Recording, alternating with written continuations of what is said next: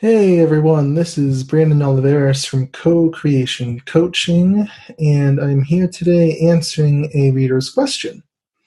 Before I get into that question, however, I have a few announcements to make because we're doing this a little bit different today, so I want to address that first. So, number one is that I am doing this on Facebook Live today, which I'm pretty excited about. This is the first time I've done it like this. So that's exciting. So if you are watching here live, feel free to leave a comment here on the page and let me know what you think.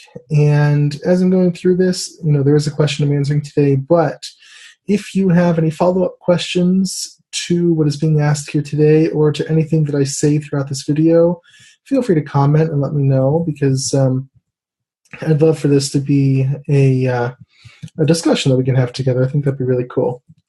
So number two, I'm going to give what I'm going to henceforth call the blindness disclaimer, and that is just if you're new to my stuff, I am visually impaired. So when I'm doing videos like this, I literally cannot focus my eyes. So if my eyes seem to be doing weird things, that is why. I can't really do anything about that. So please be patient with that. So getting down to our question. Today we have a question from a reader who wants to know about the difference between focusing on your goals and being persistent and obsessing about your goals, which is obviously not such a good thing. We've talked about that before many times. So she wants to know what the difference is, how you know if you're being persistent or if you're obsessing. So with that, let me read her question and we'll get to the answer. She asks, since it can be difficult to recognize for yourself when you are obsessing, could you give a brief discussion on how to know when you're focusing too hard on a goal? It's easy to just think about a goal once or twice a day when it's in the very early stages. But once you get to an action stage, the actions may require you to think a lot about the goal each day. Then it becomes less clear when you are obsessing and when you're just being persistent. For example, if you want to be a doctor, you might focus lightly on the idea a couple times a day in the beginning when you're applying to med school. Once you're in med school, you're going to wind up thinking about your goal a lot more, maybe even hours a day. How do you make sure you don't obsess too much then? Are obsession and persistence about the number of thoughts or the cause of the thoughts or a particular feeling that comes with the thoughts? Great. So that is our question today, and I'm glad you asked it because actually the answer is you're allowed 31 thoughts a day about your goal and nothing more. No, just kidding. No, but it does go into something I want to discuss though. And so before I get to the real answer to your question, I do want to have a bit of a discussion about something. And that is, I think people take this thing about the universe, some people say that the universe is like a computer, a little too seriously. Like I know, and this is a little off topic, but people won't talk about affirmations and they say you can't use the word don't or not. And that's something I've answered before, I think, in a reader's question. There's certain words you can use and certain words you can't use and things like that. And we think the universe is this super exact computer that you have to know exactly how to deal with it. And if you don't deal with it in exactly the right way, then you're not going to get your manifestation. And it's just not like that at all. So I want to kind of dispel that misconception up front. I'm not saying you necessarily think that way consciously, but it's just something that can happen. So I want to talk about that first. So, the universe is not looking to see, okay, how many thoughts did she have? What was the exact emotion behind the thoughts? Why exactly did that thought happen? That kind of thing. It's not really looking at that. This is why I focus in my work on principles, not on exact, techniques or exact rules or something like that, because you just can't have exact rules. It's just not possible because, the universe is a dynamic thing. Yes, there are principles, there are laws, but it's not down to how many thoughts you have in a day about that goal, or how many times, how much you think about it or whatever. It's not really like that at all. So I kind of want, like I said, dispel that. Getting to your question though, when you're focusing on a goal, you said, what if you have to focus on it more because you're actually taking action on it, or because whatever. And so it's not at all about the number of thoughts that you have about that goal every day. As with most things, it comes down to your stance in regards to the goal is the best way I can put it. And that's a little general, but I'll clarify. So what I mean by that is that it depends on when you think about the goal, how are you thinking about it? Are you thinking about it in a way that is anxious, in a way that is fearful, in a way that is, you're not feeling good about it? Or are you thinking about it in a way that feels good to you and that you're excited about and you're really looking forward to it and that kind of thing?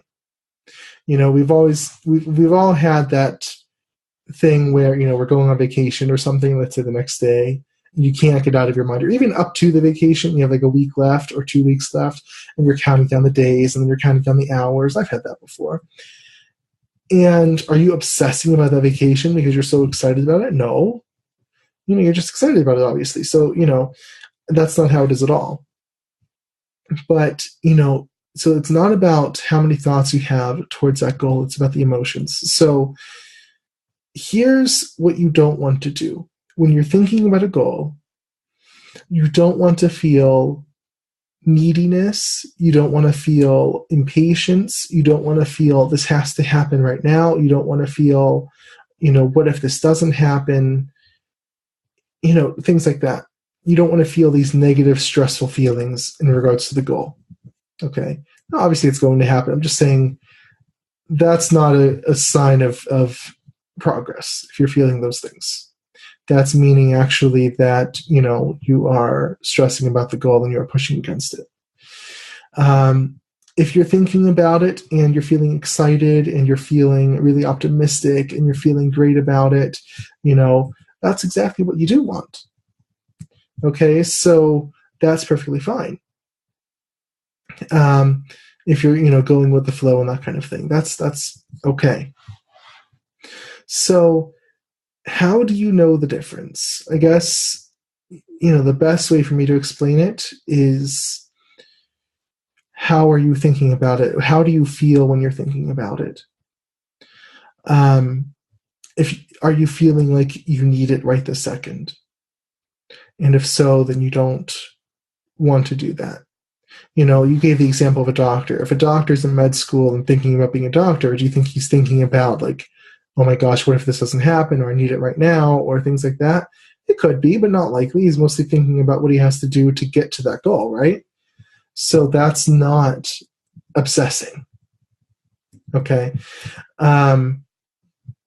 But if someone's trying to get a goal and they don't believe in themselves and they don't believe it's possible and they worry about it, and they are wondering what if it doesn't happen, then that person is obsessing. So I guess another criteria you could think of is, do you have to think about it because you're afraid of not thinking about it? I think that's kind of a good qualifying question to ask, because I know when we're obsessing, and this happens to me all the time, when we're obsessing about it, it's hard not to think about it. If you're thinking about it and it's out of excitement, I mean, yes, you want to think about it, but you can go and do something else, and it's okay. You can go and distract yourself with something else and be excited about it later. But if it's always in the back of your mind and you're always worrying about it and you're always thinking about it, then that is obsession. So you don't want to do that. All right. So, I mean, it's pretty simple, and I don't want to overcomplicate this. And right now I'm not seeing any follow-up questions, so I won't drag this out too much longer. But again, basically, how are you feeling when you think about it? And that's really what it comes down to. I don't want you to take it so literally that you think And that's why I joked earlier about 31 thoughts a day, because I'm just trying to show it's not, the universe doesn't care about exactly how you're doing this. So basically what you're looking at is your energy around this whole situation. And that's why I always encourage people to get good at tuning into their energy around a goal or just in life in general. Because when you can do that, then you can know where your energy is in regards to that goal and, how far you have to go to get there and what you have to do next, what your next step is and things like that. So you can focus on that sort of thing. If you don't have that ability to tune into it, then it's a lot harder, but not impossible. But that's why I think you get questions like these, because if you were able to tune into that energy, you would know exactly whether you're being persistent or whether you're obsessing. So I guess my final thought on this is learn how to tune into the energy, and then you won't have that anxiety about, oh my gosh, am I being persistent or am I obsessing? Because it'll be obvious. You'll know exactly what you're doing, whether good or bad. Okay. And lastly to this, if you have to ask the question, you're probably obsessing. That's just my thought. If you have to ask the question, you are probably obsessing because, if you were just being persistent about it, it would feel good. You would know that everything was going in the right direction and everything was awesome, and that would be fine. But if you're asking this sort of question, it sort of shows an insecurity about the goal. And so you're probably obsessing about it. I mean, obviously, I can't tell that for sure unless you tell me what you're doing and how you're feeling about that kind of thing. But just a guess, mostly if you're asking this question, you're probably obsessing about it and you want to back off a little bit. So that's what you want to be focusing on. So I hope this question helps. For those who are listening, again, I appreciate you watching this live. And if you're listening to the recording or watching the recording of this, also thank you. If you want to ask your own question to be answered on one of these videos, you can go to co-creationcoaching.org/ask, or feel free to leave it in a comment here as well, and that's fine. And I'm going to, depending how this goes and how this is received, I'm going to try to do this regularly like this in a live format and see how it works, because I think it's a lot of fun. I think it's pretty cool. So we'll just see how that goes. But either way, it will be posted in a video format. And if you want the transcript for this after it's posted, it'll be probably 4 or 5 days before it's posted from this point. But once it is up, you can go to co-creationcoaching.org/RQ12, and that will take you to where you can get the transcript. So I hope that everyone enjoyed this video and that the answer helped you. And again, I'm Brandon Oliveras with Co-Creation Coaching. As always, anything is possible.